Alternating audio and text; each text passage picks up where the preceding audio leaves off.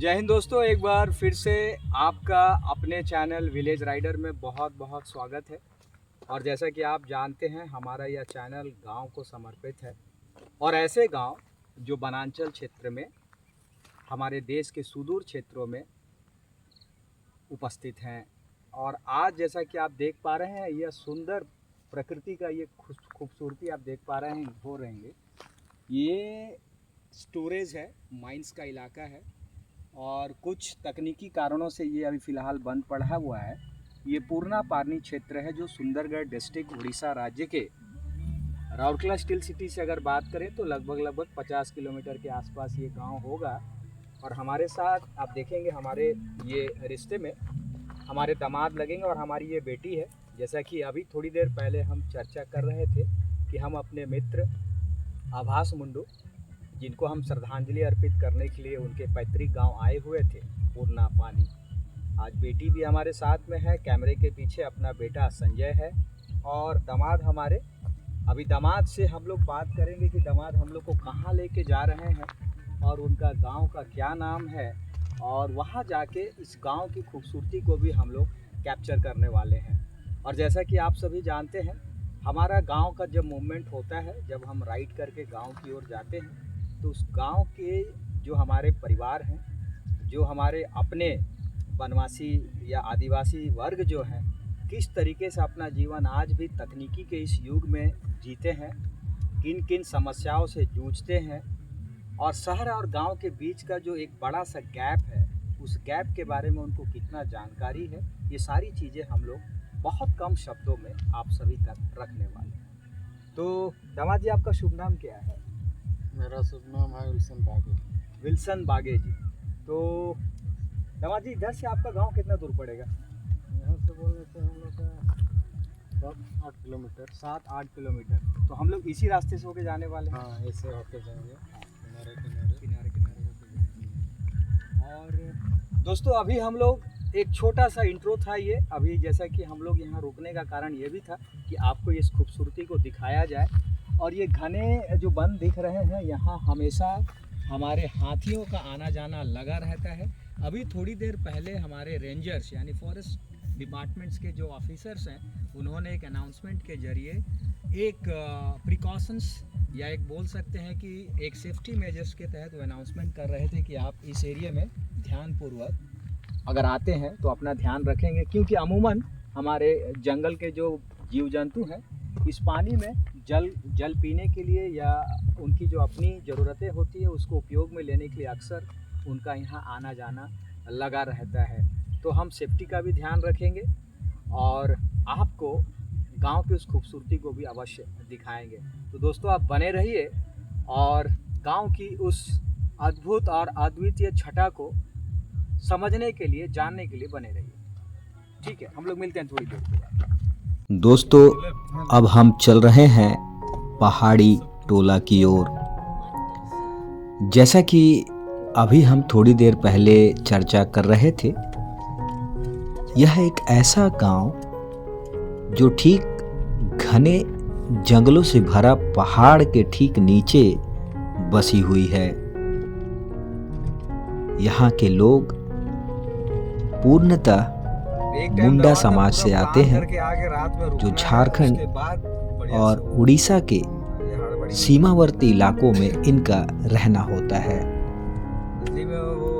इस गांव की खूबसूरती क्या है और इसका लुत्फ आप कैसे उठा सकते हैं, उसका लाइव एग्जाम्पल अभी मैं ड्राइविंग करने के दौरान आपको सामने दिखा पा रहा हूँ। आप सामने देखिए घनी पहाड़ी और लेफ्ट साइड में जो यहाँ कभी माइंस हुआ करता था और जिसके करीबन मिली जानकारी के अनुसार 12 बहुत गहरे वाटर रिसोर्सेस के तहत पानी का स्टोरेज बनाया गया था। वह अभी आप हमारे गाड़ी के लेफ्ट मिरर के सामने देख पा रहे होंगे। प्रकृति की यह छटा, प्रकृति की यह सुंदर नज़ारा दोस्तों देखते ही बनता है। मानो धरती पर स्वर्ग सीधे उतर गया हो। दोस्तों, ऐसे कई नज़ारे आप निरंतर हमारे चैनल में देख सकते हैं, बशर्ते आपको आपके अपने इस चैनल विलेज राइडर के साथ हमेशा हमेशा के लिए जुड़ना होगा। जी हाँ, एक ऐसा राइडर जो हमेशा गांव की ओर कूच करता है, और ऐसे गांव जो हमारे भारतवर्ष के वनांचल क्षेत्र में स्थित है। आज भी हम अपने टीम के साथ, जिसमें हमारे परिवार भी हैं, सीधे हम उस गांव की ओर रुख कर रहे हैं। और देखिए यह नज़ारा, वापस से मैं कह रहा हूँ, यह नज़ारा देखते ही बनता है दोस्तों। जब कभी भी आप ऐसे जगहों पर आते हैं और प्रकृति की यह सुंदर विहंगम दृश्य को सीधे अपने नंगी आंखों से देखते हैं और महसूस करते हैं, तो यकीन मानिए दोस्तों, आपके अंदर का एनर्जी लेवल इतना बढ़ जाता है कि आप अपने निजी जीवन के जो एक्शंस हैं, जो काम आप करते हैं, जो सोचते हैं, समझने का प्रयास करते हैं, उसमें धार और रफ्तार दोनों आ जाती है दोस्तों। मैं अमूमन इसी तरीके से अपने ऑफिशियल काम के अलावा जब भी मुझे मौका मिलता है, मैं ऐसे किसी गांव में जाने से नहीं चूकता। जैसा कि आप देख पा रहे हैं, इस गांव की ओर जब हम रुख कर रहे हैं, तो सामने के इस वातावरण को देखकर आपके मन में भी कई सारे ख्यालात आ रहे होंगे। आप कमेंट बॉक्स पर जाकर अपने उस अंदर के भाव को, अपने थॉट प्रोसेस को शब्दों के जरिए अवश्य डालिएगा, ताकि हमें भी पता चले कि आप इस सुंदर से गांव को जो मेरे वीडियो के माध्यम से देख रहे हैं, क्या फील करते हैं।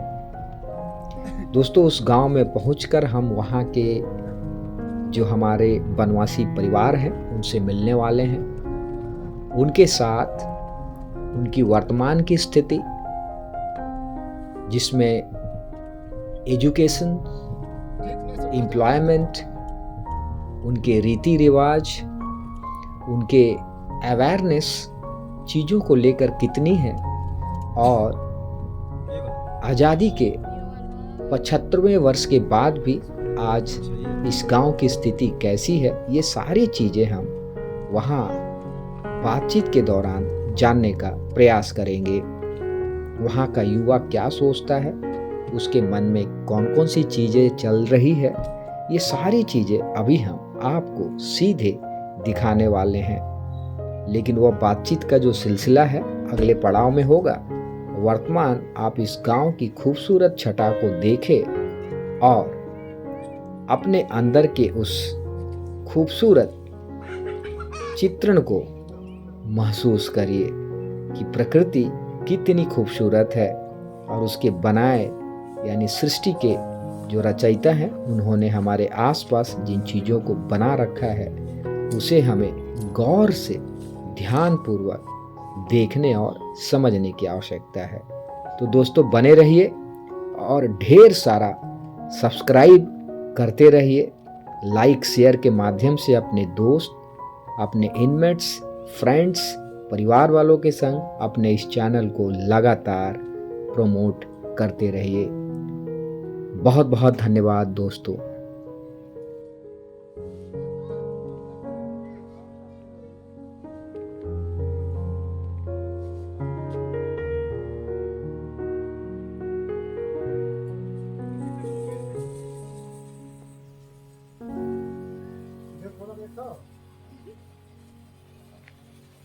प्राचीन तपना है।